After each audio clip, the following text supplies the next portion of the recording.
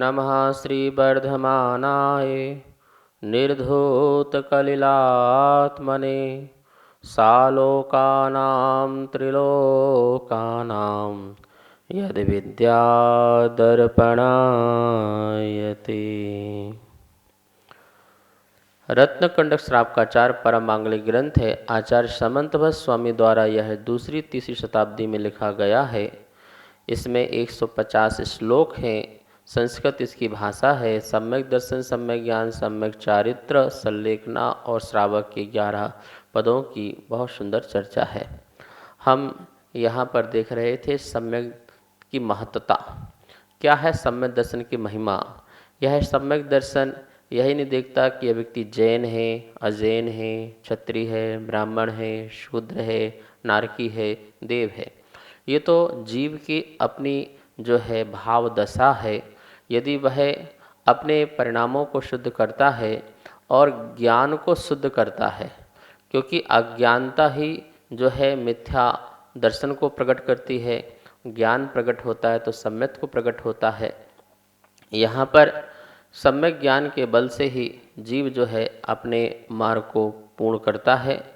सम्यक दर्शन अर्थात सच्ची श्रद्धा, और सच्ची श्रद्धा का महत्व का बताया था कि यदि वो चंडाल भी व्यक्ति हो लेकिन अंदर से तत्व का ज्ञान उसको है तो वो भी देवम हो जाता है, अर्थात पूज्य हो जाता है।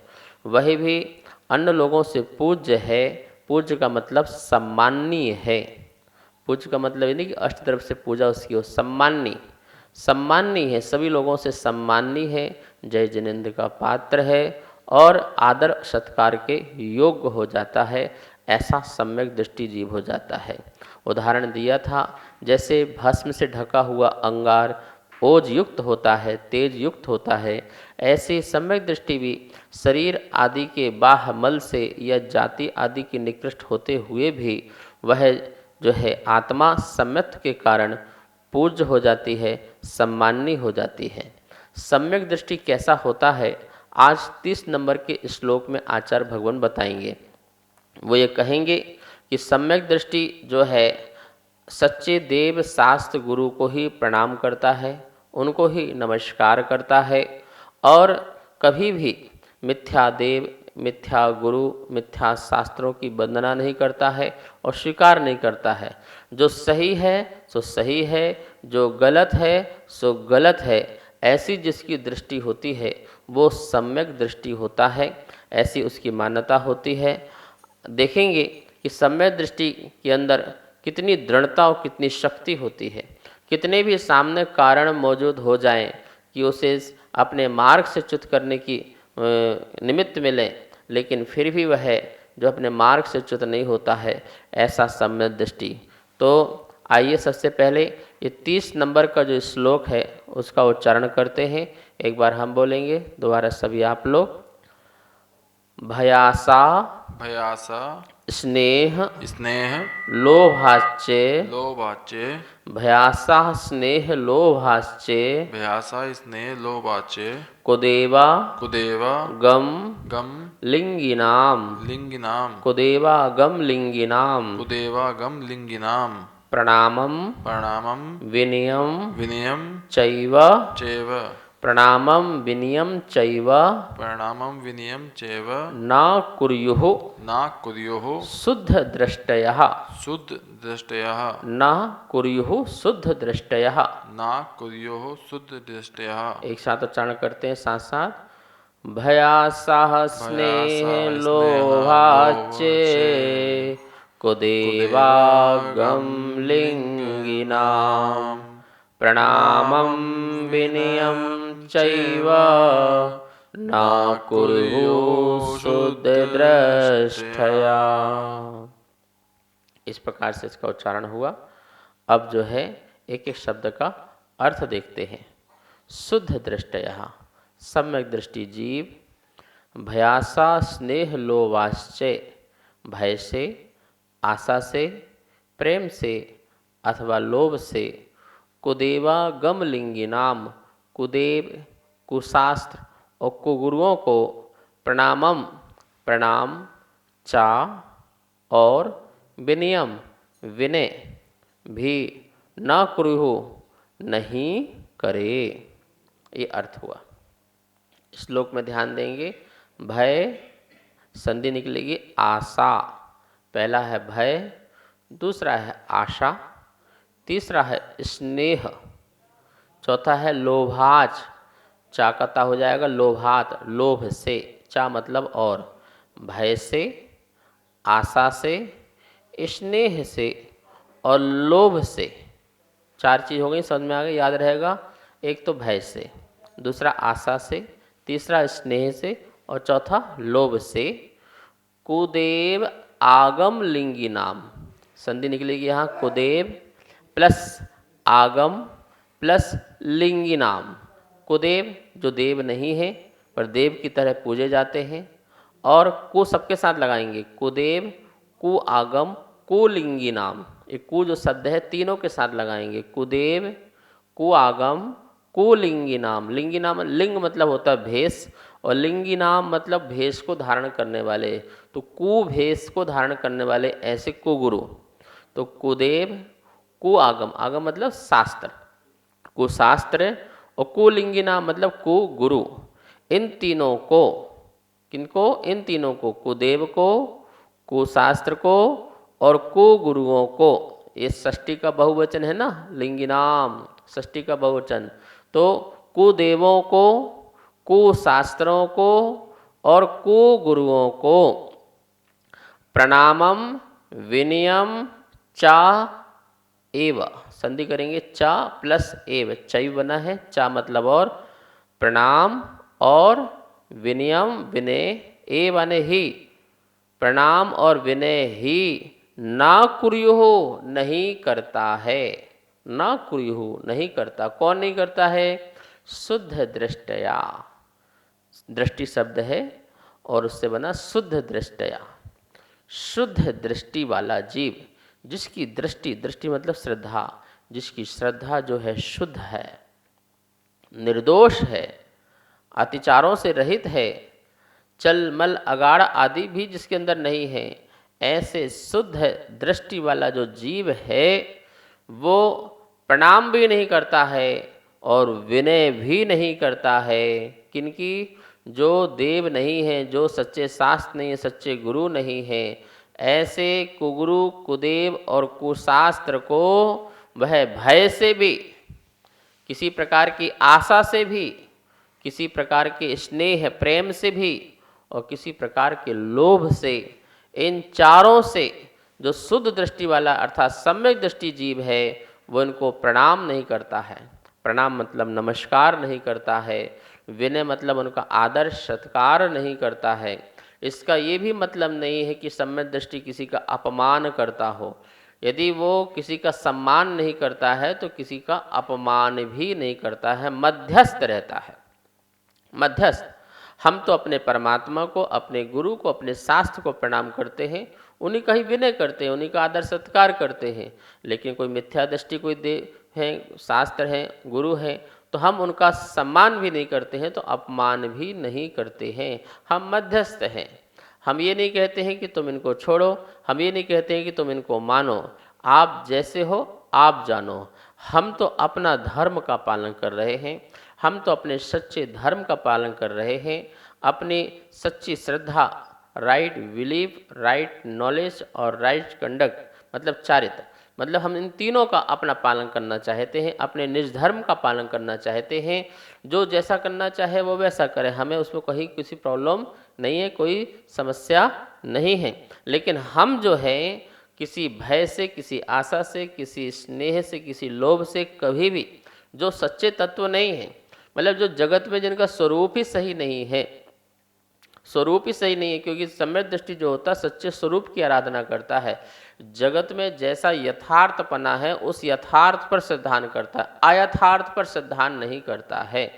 काल्पनिक देवी देवताओं पर, मिथ्या दृष्टि देवी देवताओं पर और किसी के द्वारा बनाए हुए देवी देवताओं पर, किसी कालखंड में बनाए गए देवी देवताओं पर या धर्म पर विश्वास नहीं करता है।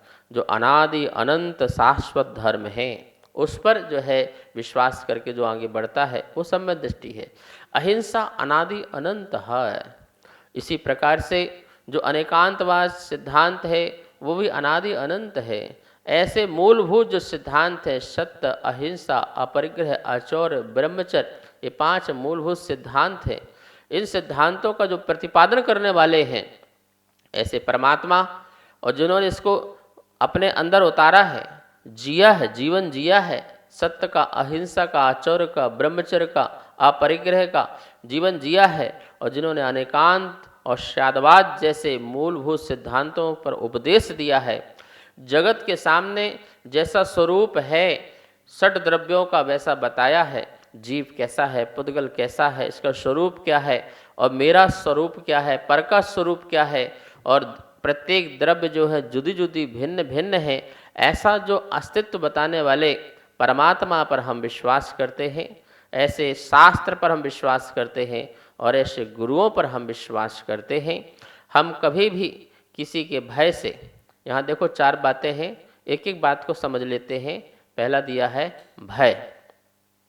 भय किसी का भी भय हो सकता है, किसी राजा का भय हो सकता है, किसी भी अपने परिवार वालों का भय हो सकता है, कभी पति का भय हो सकता है, कभी पिता का भय हो सकता है, माँ का भय हो सकता है, दोस्त यारों का भय हो सकता है, शत्रु का भय हो सकता है।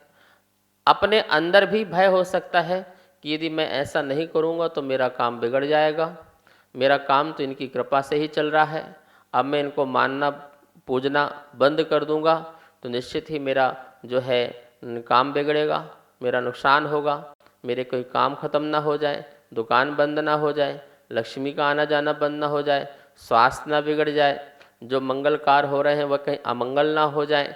ऐसे कई प्रकार के भय मेरे अंदर इस लोक संबंधी परलोक संबंधी बैठ जाएं।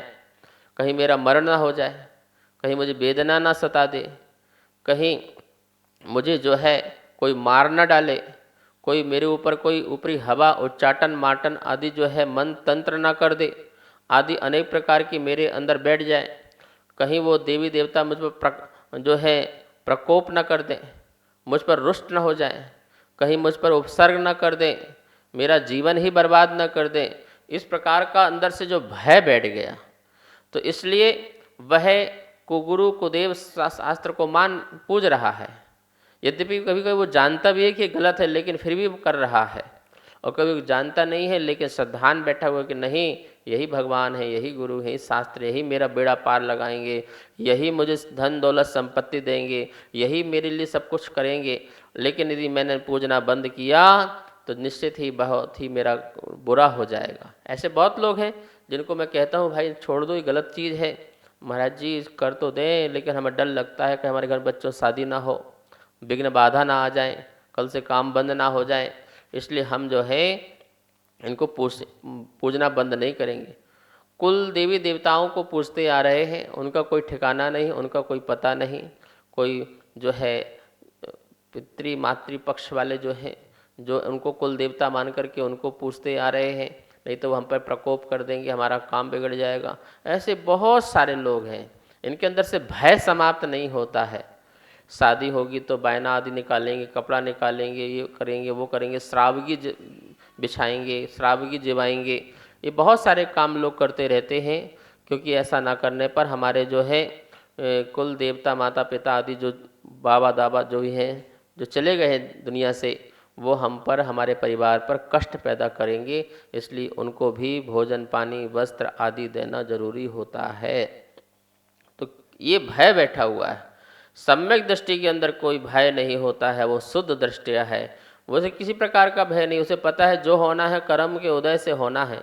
यदि आज मेरा अच्छा, मेरे परिवार में यदि अच्छा होगा तो वो कर्म के उदय से होगा, यदि आज मेरे में और मेरे परिवार में यदि बुरा होगा तो वो कर्म के उदय से होगा। पुण्य के उदय से अच्छा होगा और पाप के उदय से बुरा होगा, ये बात को मानने वाला, इस सिद्धांत को स्वीकार करने वाला सम्यक दृष्टि होता है। कोई देवी देवता, कोई भगवान मेरा अच्छा कोई बुरा कर देंगे, इस बात को वो स्वीकार नहीं करता है। भगवान महावीर भी स्वामी साक्षात सामने खड़े हो जाएं और मेरा पुण्य का उदय चल रहा है तो वो मेरा कुछ बिगाड़ नहीं सकते हैं, और मेरा यदि पाप का उदय चल रहा है तो वो मेरा कुछ बिगाड़ नहीं सकते हैं, मेरे पुण्य को कम नहीं कर सकते हैं, मेरे पाप को नष्ट नहीं कर सकते हैं। मैं ही अपने भावों से, अपने पुरुषार्थों से, अपने कर्म से जो है मैं कोई कार्य कर सकता हूँ। पुण्य को बढ़ा भी सकता हूँ, घटा भी सकता हूँ, पाप को बढ़ा भी सकता हूँ, घटा भी सकता हूँ। उत्कर्षण और अपकर्षण सब कुछ मैं अपने आप ही कर सकता हूँ। इस बात की जो घोषणा जिन शासन, जिन धर्म में और इसको स्वीकार करने वाला सम्यक दृष्टि होता है, वो जो है किसी के पराधीन नहीं होता है, क्योंकि जो पता है मेरा जीवन किसी के पराधीन नहीं है, जीवन तो स्वाधीन है, मेरे कर्म भी स्वाधीन है।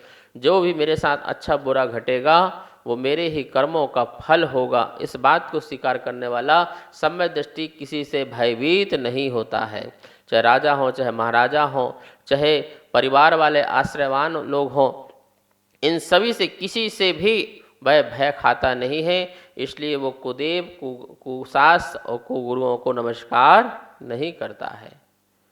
इसी प्रकार से उसको आशा से भी किसी देव को, कुशास्त्र को और कुगुरुओं को नमस्कार नहीं करता। आशा मतलब किसी चीज़ की आशा बनी हो, नहीं नहीं इनसे मेरा काम हो जाएगा, इनसे मेरा काम सध जाएगा, शादी नहीं है शादी हो जाएगी, बच्चे नहीं है बच्चे हो जाएंगे, मेरा घर नहीं है मेरा घर हो जाएगा, स्वास्थ्य ठीक नहीं है स्वास्थ्य ठीक हो जाएगा, इनकी कृपा बरसेगी, इनका आशीर्वाद प्राप्त होगा। तो आशा, कोई किसी प्रकार की आशा भी नहीं रखता है। वो जानता है कि जो भी कर्म मेरे पुण्य का उदय होगा उससे मेरा काम होगा। तो आशा के वशीभूत भी होकर के किसी को वो प्रणाम और किसी को विनय नहीं करता है। कोई आशा नहीं, वह आशा रहित। वो तो जानता है सच्चे जिनेंद्र देव की मैं आराधना करूंगा, सच्चे गुरु की आराधना करूंगा, मेरा पुण्य बढ़ेगा, मेरा काम तो होना ही होना है। सच्चे परमात्मा के चरणों में आकर के कौन दुखी हो सकता है, वो जानता है। और ये भी जानता है कि हे परमात्मा, मैंने आपके निमित्त से जो विशुद्धि बढ़ाई है, जो कर्म सच्चा बांधा है, अच्छा बांधा है, उससे मेरा काम होगा और आप मेरे लिए निमित्त रहेंगे विशुद्ध परिणाम होने के लिए। तो आपने मेरा कुछ बनाया नहीं है, न बिगाड़ा है, मैं ही अपने हाथ से अपना बनाता हूँ, बिगाड़ता हूँ, इस बात को मैं जानता हूँ। तो इस प्रकार से मैं आपके स्वरूप को नमस्कार करता हूँ। मैं आपके निर्गंथ मुद्रा को, वीतराग मुद्रा को, जो सच्चा स्वरूप परमात्मा को, उसको नमस्कार करता हूँ। मैं किसी आशा के वशीभूत आपको प्रणाम और विनय नहीं करता हूँ।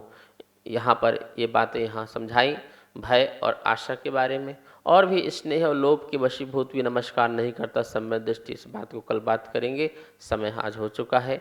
आइए माँ जनवाणी की स्तुति करते हैं। जावाणी के ज्ञान से सूझे लोकालो, सोवाणी मस्तक धरो सदा देत हो धो। हे जिनवाणी भारती तोहे जपो दिन रे, जो तेरी सरना धरे सो पावे सुख चैन। सबको बहुत बहुत मंगल आशीर्वाद।